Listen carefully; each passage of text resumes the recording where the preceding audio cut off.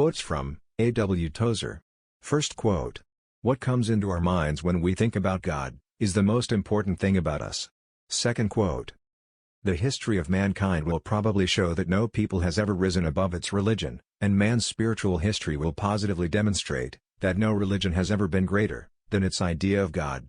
Worship is pure, or base, as the worshipper entertains high, or low thoughts of God. Third quote. For this reason, the gravest question before the church is always God himself. And the most portentous fact about any man, is not what he at a given time may say or do, but what he in his deep heart conceives God to be like. Fourth quote.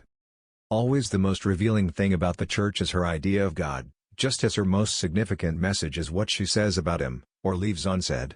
For her silence is often more eloquent than her speech. Fifth quote. Without doubt, the mightiest thought the mind can entertain, is the thought of God. The weightiest word in any language, is its word for God. Sixth quote. That our idea of God correspond as nearly as possible to the true being of God, is of immense importance to us.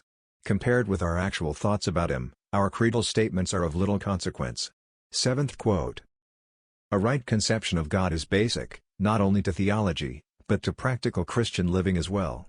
There is scarcely an error in doctrine, or a failure in applying Christian ethics, which cannot be finally traced to imperfect and ignoble thoughts about God. Eighth quote. It is my opinion that the current Christian conception of God is so decadent, as to be utterly beneath the dignity of the Most High God, and actually to constitute something amounting to a moral calamity. Thanks.